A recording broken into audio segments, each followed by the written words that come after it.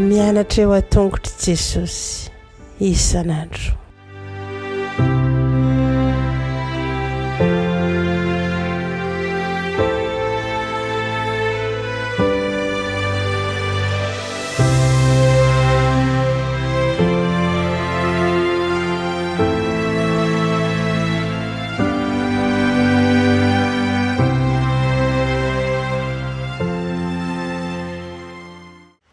Valomerabantsika tsirairay avy indray tonga eto amin'ny fandraisana ny lesona ho an'ny lehibe sy amin'ny tia ity fifalinana hatrany mizara ny fahasoavan'ny tompo aminao andrina ny ten'Andriamanitra ary ny irina dia tonga vokatsoa amin'ny fiainantsika izany.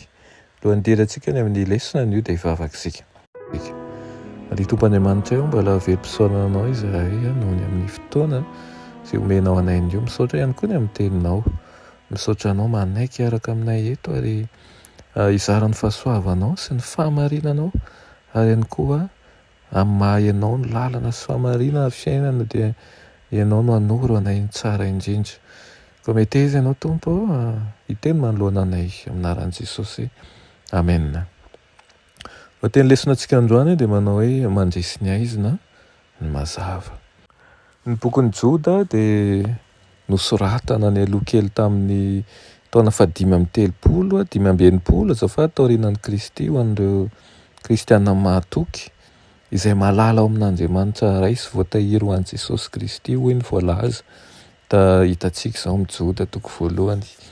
Ireo mpino mahatoky ireo dia nanarina mba hozy izy mba hiaizanareo mafy ary ny finoana izay eo voatolotra indray mandeha monja ho an'ny olona masina. Misy olona sasany efa niditra misokosoko izay mamadika ny fahasoavan'Andriamanitsika ho fijejojejoana.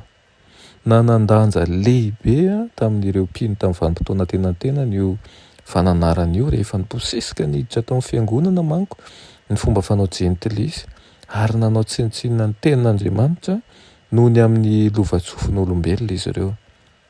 Nandritra ny taonjato maro dia olona marobe tahaka n'ireny vaudois ireny no nijoro ho mpiaro ny fahamarinan'ny soratra masina. Inoan'izy ireo fa Kristy no hoan'ny mpanalalana ho azy ary ny Baiboly no hoan'ny loharano-keriny. Tamin'ny fotoan'andro rehetra dia nisy fahavolombelona ho an'Andriamanitra. Dia olona izay nankamamy ny finoana an'i Kristy ilay ihany mpanalalana an'Andriamanitra sy ny olombelona ary ny tanan'ny Baiboly ho an'ny fitsipiky ny fiainany sy manamasina ny sabata marina.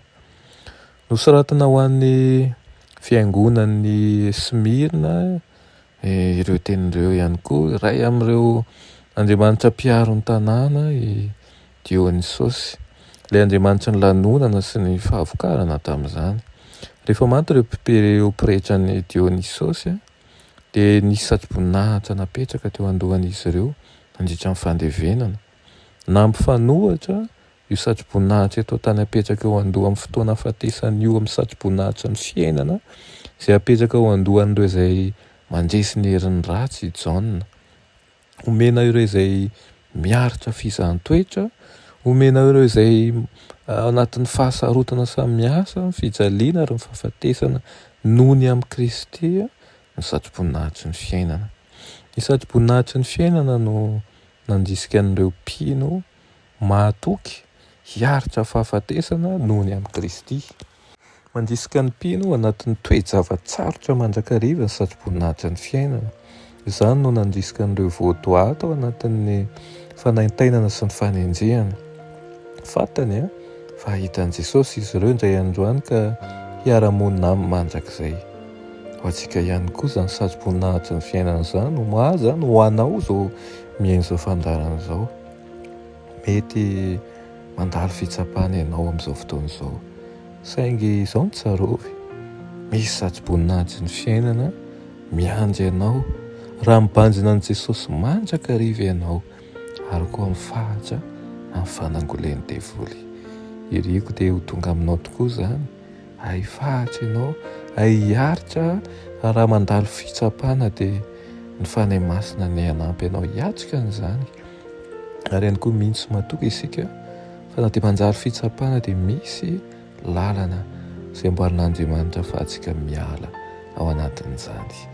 Dia riko dia mba olon'ny fandresena tokoa isika ka azoto amin'ny fanarahana ny didin'Andriamanitra ary ihany koa ifampahery ny mpiray fanantenana ny amin'ny setra izay aleovan'ny tsirairay avy. Ivavaka isika. Dia tsara indizan-danitra mbola misaotra anao izay noho ny amin'izany fampanantenana omenao anay izany. Irina indrindra izay tsirairay avy izao tsisy latsaka andaharana fa samy azo ny satro-boninahitsy ny fiainana izay efa homaninao anay, ary tompo ankahirezo izay meny fanainao masina ao aminay mandrakariva ka hiambina anay tokoa ankahiry anay ary hanoro lalana anay. Anaran'i Jesosy, amen.